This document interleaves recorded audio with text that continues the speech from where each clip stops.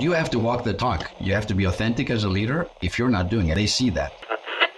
It is entirely universal. There's other people who are going through this. For me, a great leader needs to be able to marry three things: vision, systems, and people. Welcome to Leadership Moments. If this is your first time, and if you are returning, thank you for your support. This show is about leaders from all walks of life, leadership tips, and maybe even a little of what you wouldn't expect to help you in leadership. We would appreciate it if you tell someone else about our podcast as we strive to support all leaders that want to just be better. Let's get on with the show. Welcome to Leadership Moments podcast. I am so excited to have you all with us today. I have an incredible individual, Lloyd James Ross, who is a multiple seven-figure investor and entrepreneur. He is a 2 Cloud Award winner and a Legacy Club millionaire. Written 3 books: Money Grows on Trees, Money Buys Happiness, Become Time Rich. And he hosts the acclaimed Money Grows on Trees podcast with 150 plus 5-star reviews. He's a dynamic international speaker, and outside of his business, he enjoys writing, traveling, and managing a multi-million-dollar share portfolio. He lives with his wife, Alicia, and their sausage dog, Albus. So with no further ado, I would love to welcome Lloyd James Ross with us today on Leadership Moments podcast. Hey, Lloyd, so great to see you. What's up, Tracy Ann? Good to be here. Super excited to be on your show. Thanks for having me on. Yeah, it's great to have you with us. All the way from Australia. Yes. Beautiful country. Beautiful country. Yep. Yeah. Yep. So really good to have you with you. But I know you're not, you're a world traveler. Yeah. And, you see a lot of the States and all the other places. Beautiful wife from Dubai. Yeah, I don't fit the traditional Australian identity. I have I don't know if I even want to live here, but I do love it. I do love the country. It's nice. I've got an affliction with the leadership here and the taxes, of course, like everyone else, but it was nice, and we've got family here, so I like it, but I also like it in other places too, so Yeah. I'm open to traveling. Yeah, that's awesome. Well, I'm going to dive right in here because I have so much, I'm so curious for our audience because I've done quite a little bit of digging on you. Yeah. And I know that you've got so much value to give to our audience, and I don't want to miss this opportunity to really dig in now. So the first thing I want to understand is what inspired you to write Become Time Rich? Was there a personal moment or just this realization that sparked the journey? Yeah, what a great question. I wrote 2 books, Money Buys Happiness and Money Grows on Trees. So I'm a financial educator. That's my niche and my brand. And I help and coach students in that space, and I have been for quite some time. And one thing that kept popping up, and I always thought that I knew that money was behavioral, for sure. And I also knew that there was 20% of the issues people had with money required them to have more knowledge, for sure. Like, I understood that. But what I missed and what I didn't understand was that their money problems weren't always seated in their lack of financial IQ. And so as I was teaching and coaching, this common thread kept popping up, which was they didn't even have time to sit down and audit their bank account. And they were coming into calls and doing things, and they said, "Oh, I didn't do that, or I haven't had time to do that." And I thought to myself, what is going on? And so there's a great quote by Desmond Tutu that says, at some point we've got to stop pulling people out of the river, and we have to go upstream and find out why they're falling in. And so I was like, why are they? Yeah. And I was like, why are they falling into financial turmoil? Is it because they don't have, the financial IQ, or is it something else? And what I noticed was it was their inability to manage their time and their day. It was so obvious. So I realized, I thought, you know what if I did a book on how I have been able to build multiple businesses in different industries, and become a multi-millionaire and keep my sanity, keep my soul, my relationships, and have time enough in the day to walk my dog twice with my wife, travel the world. Like, how do I impart this wisdom? And that's what prompted me to write the book. I'm like, I need to showcase and teach this area of time management. Yeah. I actually really appreciate that because one, I didn't even think about that. It didn't even occur to me that it could be a time management problem. Do you know what I mean? Yeah, well, it occurred to me too. I was like, Also, "What? People don't do this, and they don't do this, and yeah. they don't." And but it's also like a different approach. So it's not like it's not just tactical. It's more strategic about how you think about wealth and time. And one of the things I noticed was that it happened to me, like, and I talk about it in the book in my story. I was training with a friend of mine, a dear friend of mine, and at that point, I was in my mid-30s. We had effectively escaped the rat race. We had a great share portfolio producing passive income. We had a great, wonderful business producing recurring income, and we were free. My wife and I just, I was probably working 4 hours a week, and we're training on that. We're running down the beach together, my friend and I, and he said, Lloyd, like, because he knew I was skilled in so many different areas. I could speak and I could write and I could build. And he said, why are you just settling? Like, he couldn't quite understand it. And he said, why don't you have more businesses? And I said, well, that just means I'm going to have to be more busy. And I bought into the dream of not being busy. And that's what I wanted to get away from. And so now he was challenging me on, well, when did you decide that having more businesses meant you were going to be more busy? And that was like this penny drop moment. I'm like, huh, that's interesting. That's an interesting paradigm I have. How did I come into that? And what's preventing me from scaling up? And he said, well, Tony Robbins has 70 businesses, Lloyd. 70. And I said, fine, I understand that. Okay, so let me think about this. And he really hit me between the eyes with that comment. And it's true. And so I had this paradigm that, well, for me to get wealthier, I had to be busier. And I started to think about that and started to challenge the paradigm in my own head. And I thought, what causes this? And I thought back to my programming growing up in Australia, and I'm sure it was the same for you, is that there's these programs that are run in us for money and everything. So one of the programs of what keeps people busy and broke is things like this. Well, if you want a job done right, you have to do it yourself. And all these quips, and there's this notion of like, I must be a hard worker for a hard-earned beer had what is it? All the ads on TV, hard-earned thirst. So the hard yakka of the Australian, worker, blue collar. And so you grow up like that, and you think that hard work is how it's done. Now, there's a biblical, there's a bit of a little parable, a sentence that talks about building wealth without toil. And I had a friend of mine at church one day who said, Lloyd, why are you thinking of toiling all the time? Like, when you think about this is not always toil that's going to get you there. And that was like just challenging this paradigm again and again and again. I was like, what do you mean there's no toil? I toiled so hard to get to where I was. And so I was like, no, you must toil. And so then I started to actually be open and surrender to a new way of thinking. So I thought, okay, well, if I'm going to build another business, how do I do it without as much toil? And I read this wonderful book. In fact, one of my business partners referred me to this great book, and it's one of the best books I've ever read on how to actually really be an entrepreneur. And it's by Dan Sullivan. And Dan Sullivan is the world's leading performance coach. And he recently wrote 3 books with Benjamin Hardy. But the first one he wrote with Benjamin Hardy was Who, Not How. It's only a little book, and it's like so profound.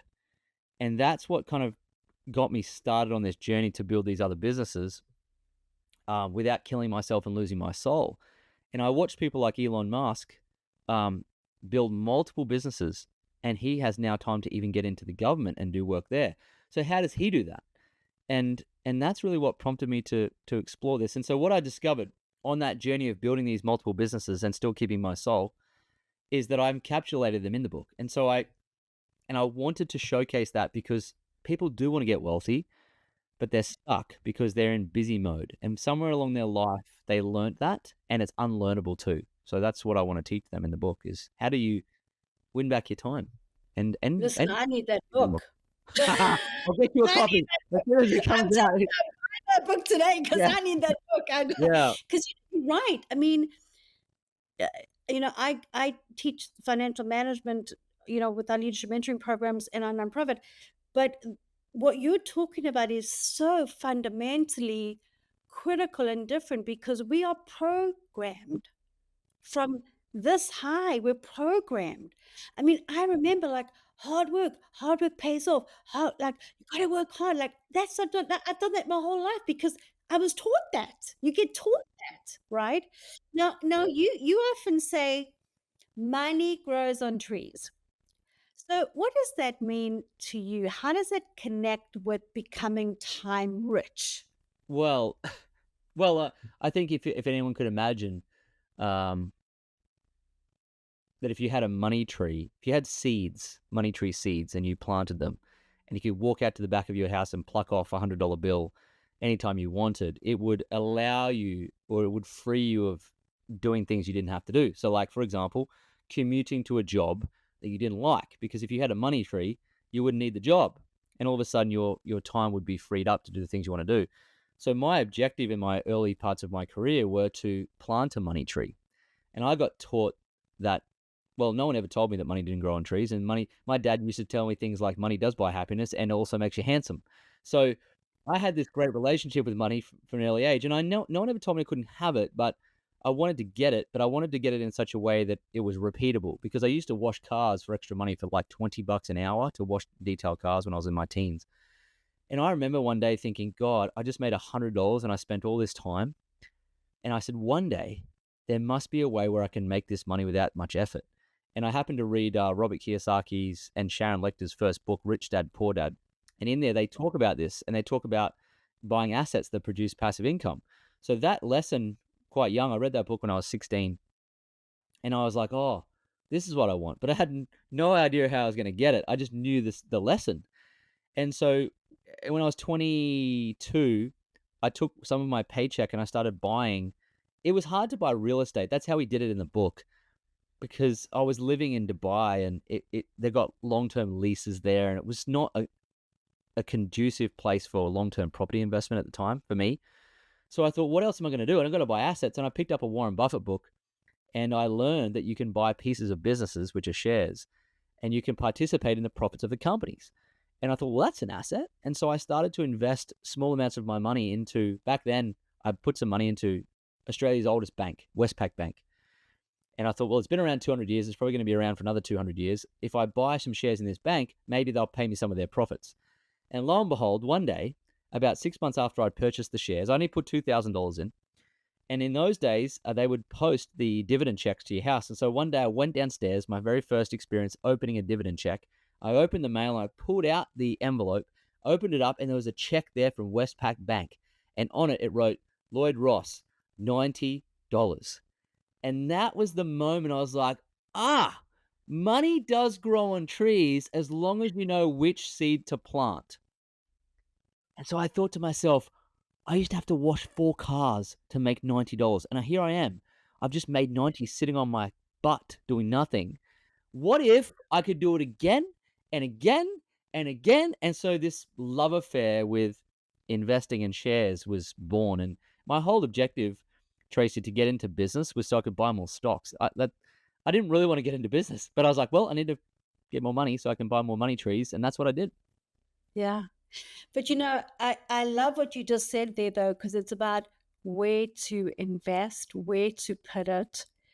And that is very strategic, very strategic. But the fact that you had that epiphany so young is incredible, because, that doesn't normally happen. Okay. No, well, I didn't discover it. I was what happened was at school, where you don't learn anything about money. Yeah, exactly. My grade 11 English teacher, Mr. Barber, he said to us once in class, he said, gentlemen, because he was fairly broke as a teacher, and he just gave me the best piece of advice. He said, gentlemen, if you do nothing when you leave the school, you must do 2 things. You must. I was like, what's he going to say? He said, you need to read 2 books. I said, okay, what are the books? At that point, all I'd read is like The Lion, the Witch, and the Wardrobe and all those novels from school. And so I thought, what's he going to tell us? And he said, you need to read a book called The Richest Man in Babylon, and you need to read a book called Rich Dad, Poor Dad. And so I went and now he gave me that advice, but how many boys in the classroom went and did it? And I went straight to the bookstore and I bought both books and I read them both, and it just clicked with me straight away. And so that really was what prompted me to begin my financial education. So I owe it to him really to And I'll tell you one of the reasons that I really wanted to have you on this podcast, Lloyd, because I believe, for all of our audience, it's really, really important that we have multiple streams of income. I truly believe that we're living in a time and an era where going to work and just having the job, and that's the only thing. I mean, I come from tech.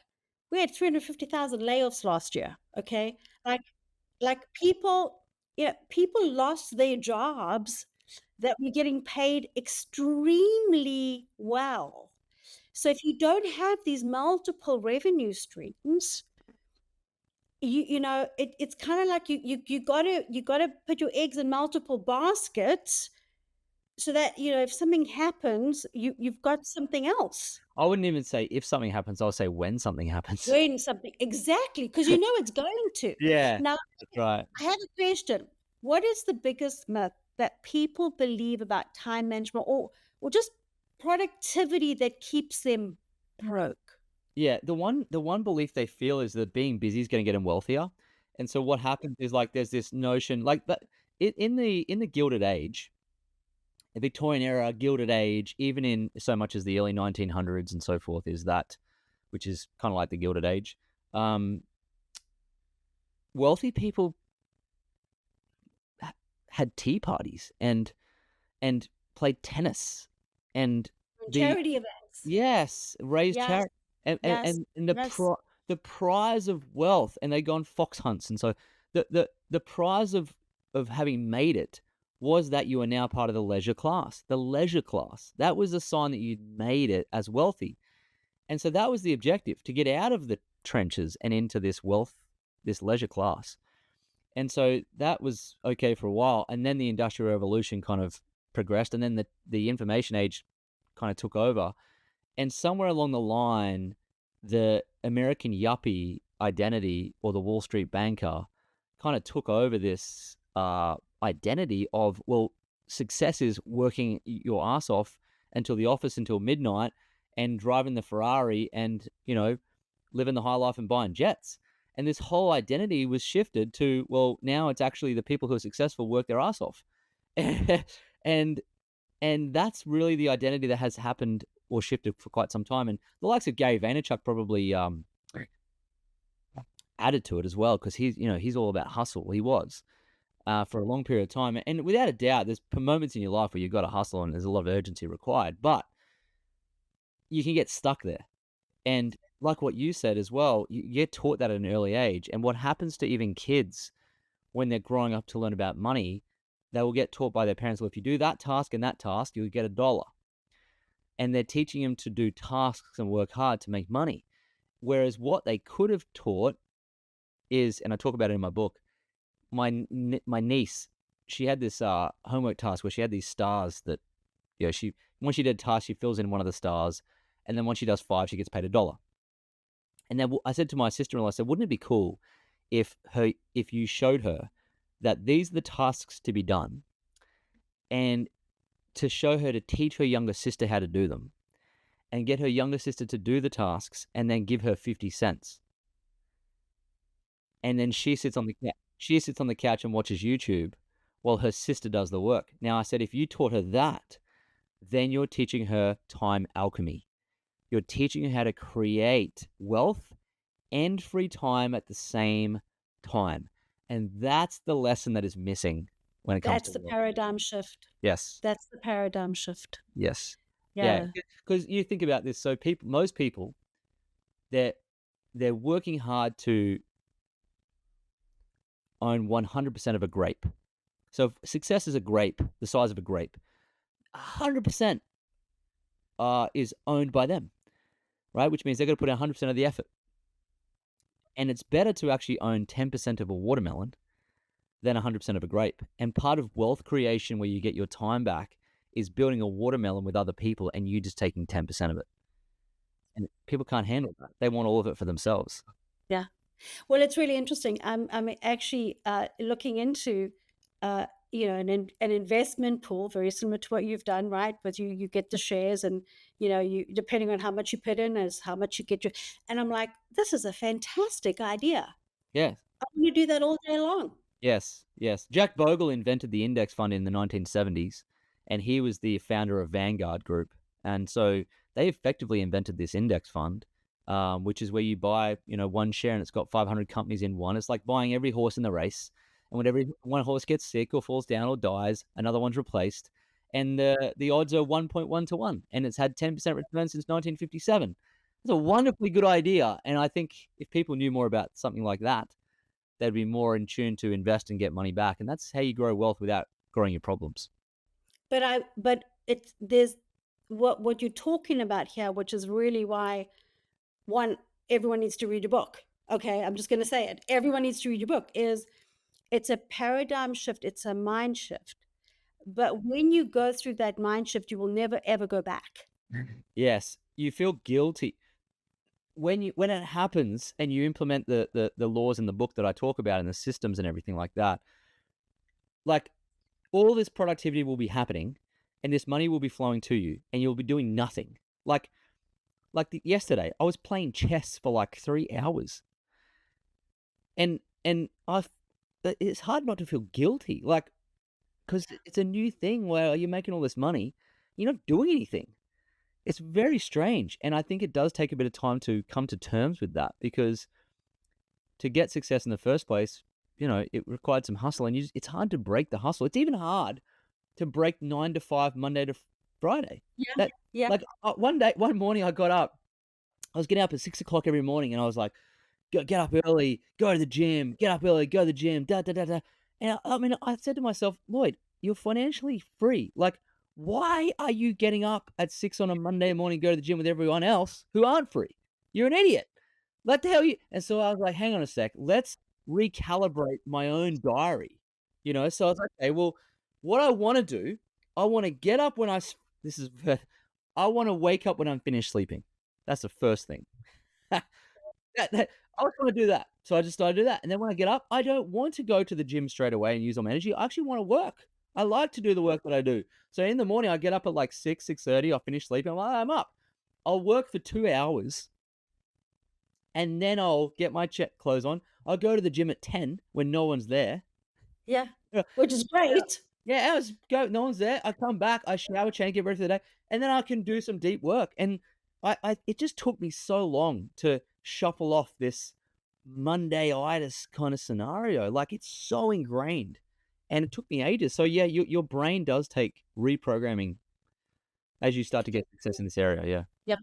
Now I want to talk to you about, your book outlines these 4 transformative laws, right? There's purpose, there's elimination, leverage, and priority. Can you walk us through, just very briefly, just how they're interconnected? That's so good that you know the laws. Where did you find the laws? You nailed them. You nailed them. Wow. Okay. Yeah. It's interesting, actually, because look, here's what I did. Like, I'll give you some inside. It's called inside baseball, when you kind of let someone on the inside of how you did things. And I think it's fun for the audience to hear some of this. So I had at this point written 2 books. One is Money Grows on Trees. One's Money Buys Happiness. And Money Buys Happiness with scale. We'll probably do 30,000 books this year. And that's all great. And I like to skite that I wrote the books before AI. But this next one, part of getting your time back and becoming successful is modeling success. So, and people have this apprehension to modeling other people's successes. So they try and work everything out by themselves. Like, it's this weird sickness that we all have, that we just want to invent everything from the start.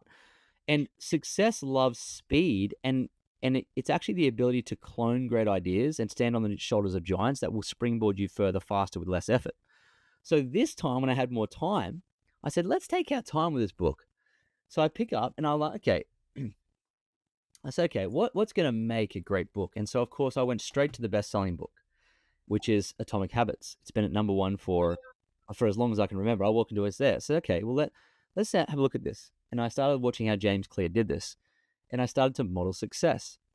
So as I read his book, I thought, okay, I even modeled somewhat of the, not really the title page, but a little bit. Like I gave our designer the concept of his stuff as a concept design, and we started to model it from there.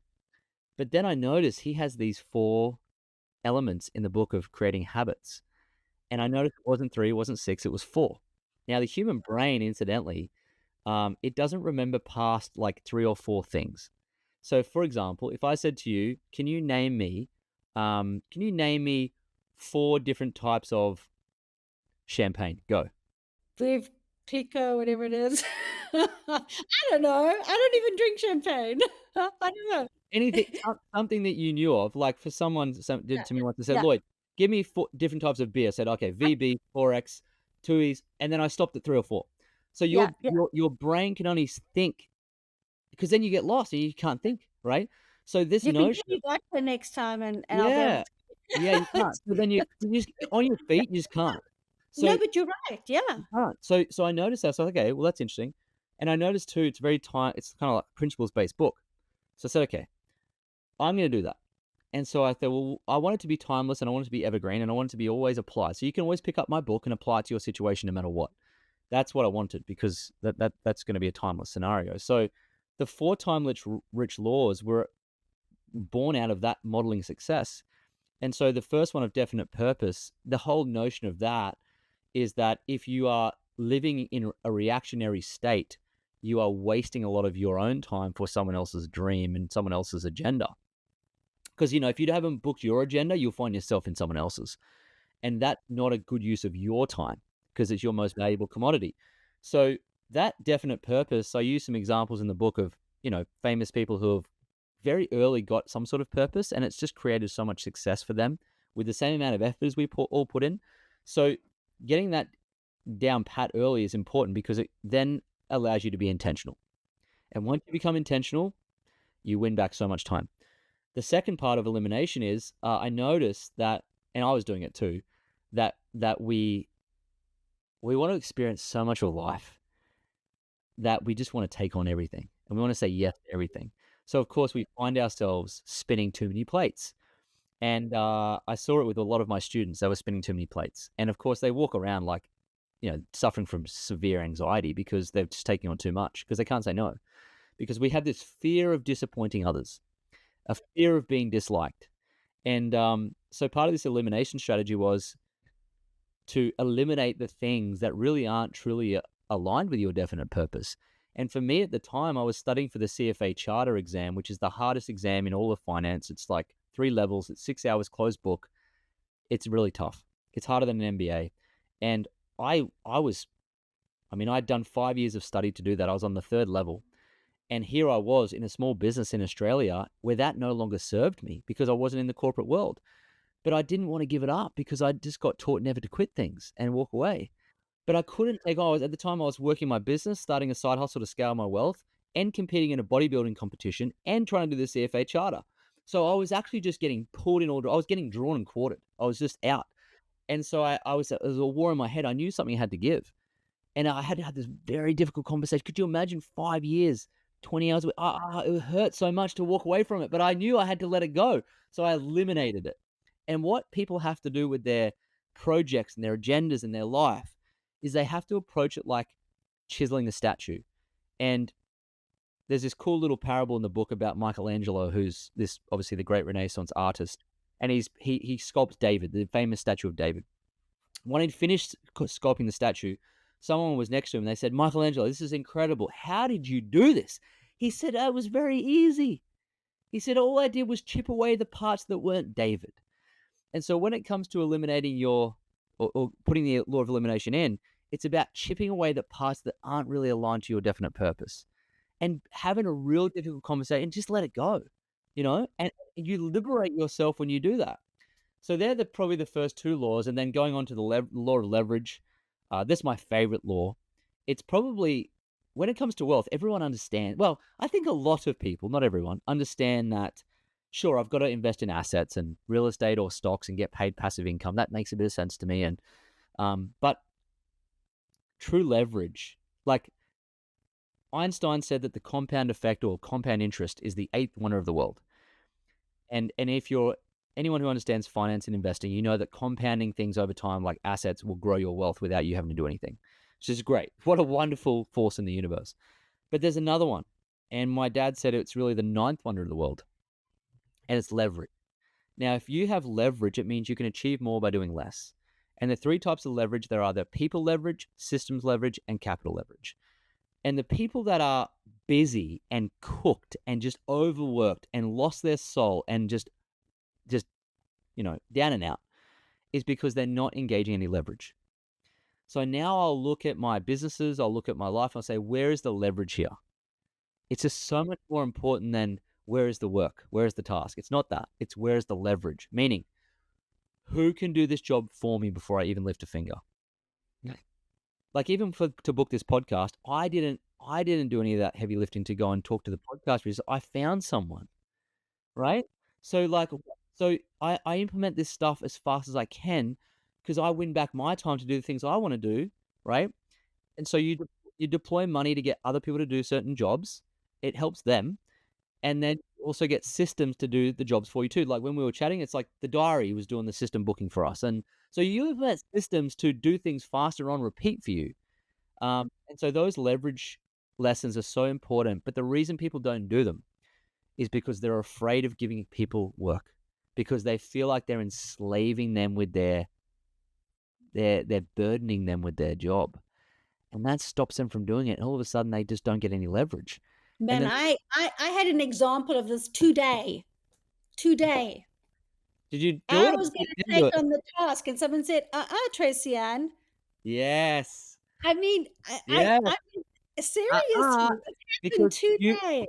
Yes, and if you've ever done the DISC profile, which is a DISC personality test, which is very easy to do, it's a free test, and if you happen to be a high D, generally, I'm sure you're a high D, I'm a high D, we suffer from this the most because when there's a job done, we just want to do it fast, quickly, and get it done and move on. So for me personally, this was the hardest thing to let go of, is to do the work, right? And so just to let someone else do it because you've got to relinquish control. And that's usually what holds people back building wealth because they want to do it all themselves for those reasons. And they're just stuck in that paradigm. And then the last one, the law of priority, is even if you've got a definite purpose, even if you've eliminated things, even if you've got some leverage, there will come a point in your day, your week, where you are working on something that is out of kilter with priority. And it happens every day. So I try and think to myself, what's the next thing coming up? Oh, it's that. Well, why am I working on this? And so you have to have that task audit every day to make sure you're not working on the urgent and not important and so forth. Like there has to be a sequence of things.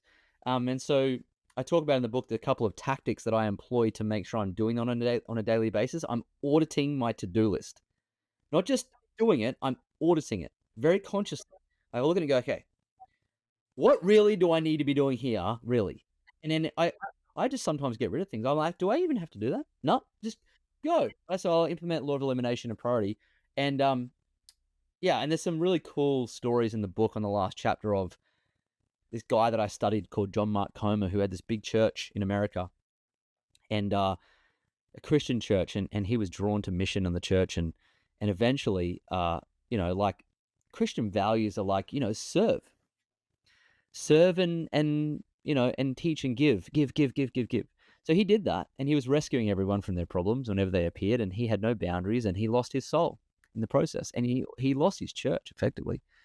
And he goes through this great, incredible journey of self-discovery, and he starts to talk to very successful, pastors as well. And he says, what would be your advice?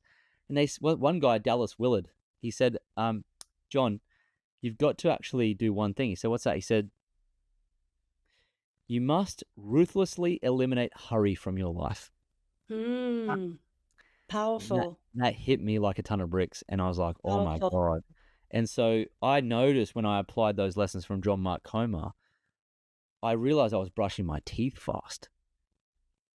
Like I was doing everything fast. I was walking to the gym fast. I was brushing my teeth fast. I want to cry right now. I do that. I know. Oh my word. I know. That's funny. I know. I know. And This yeah, is a scary I know. conversation for anyone that's listening. It's wild because until I kind of had that realization, I didn't even know that I was suffering from what I call hurry sickness.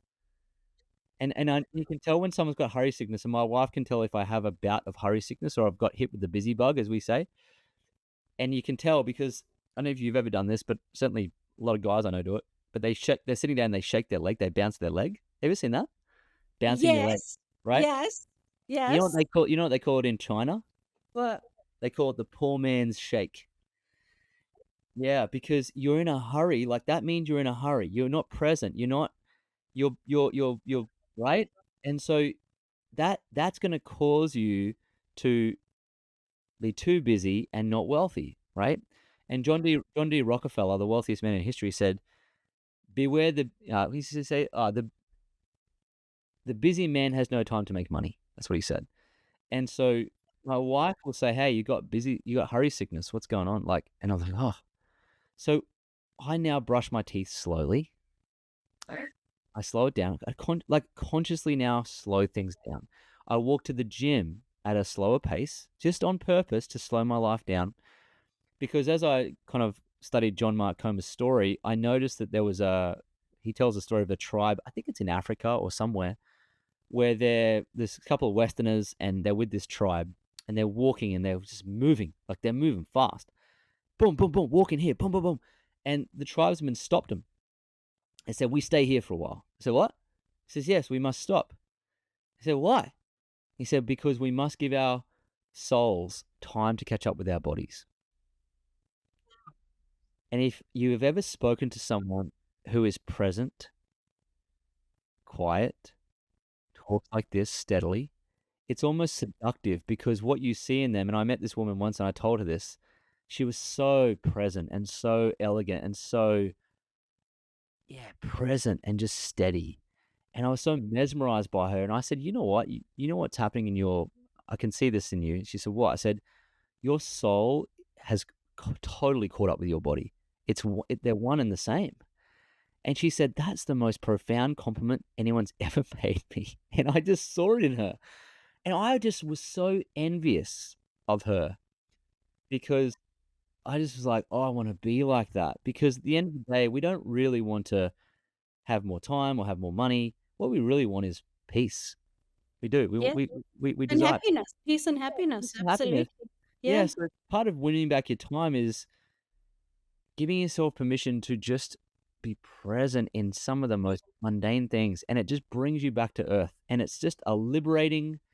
It feels like your spirit catches up to your body, and you just get instantly happier. And I mean, I could go on forever about it, but Yeah. No, that's so profound. So, I got two quick questions here. One, for our audience and for those that are really listening, and are going to go buy your book because I'm going to tell everyone on this call, you got to go buy your book, come okay? on, Our audience. yeah. But, what's the first thing if they want to, shift right from this trading time for money to creating passive income? What would be the first step they should take? Well, I think there's no perfect time to plant a money tree. Like, the old saying, like the best time to plant a tree was 20 years ago, the second best time is today. The same goes for a money tree. So I would suggest that they take out $1,000 if they can or something and open up an index fund through a brokerage account. There's plenty of them. And just invest your first $1,000. Like plant the tree. Truly, just plant it. You don't have to start with lots, but plant it. That's the first thing. Because then at least you've got some escape plan. It's going to take a long time, but at least it's there. You've laid the first piece of pipeline you're going to build to get this recurring income. And then I would say the next thing would be to figure out the types of businesses that you can build part-time that wind up giving you a subscription-based income stream.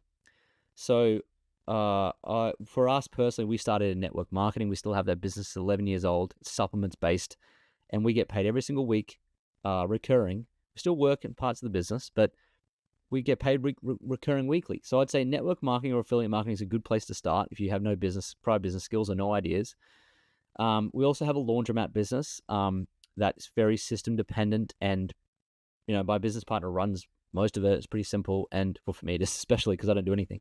But that's a good business to get. A storage facility is quite good too because they're high yields and there's not much effort.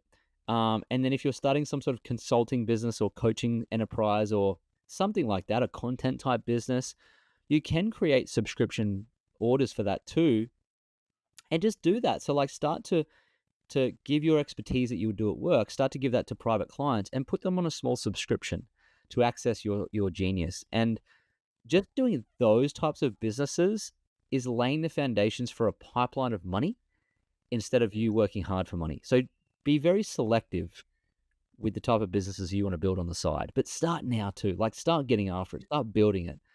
So invest in your assets, build that pipeline, and then start a small pipeline on the side as well in one of those areas, and start getting after it and fall in love with the process and divorce the outcome.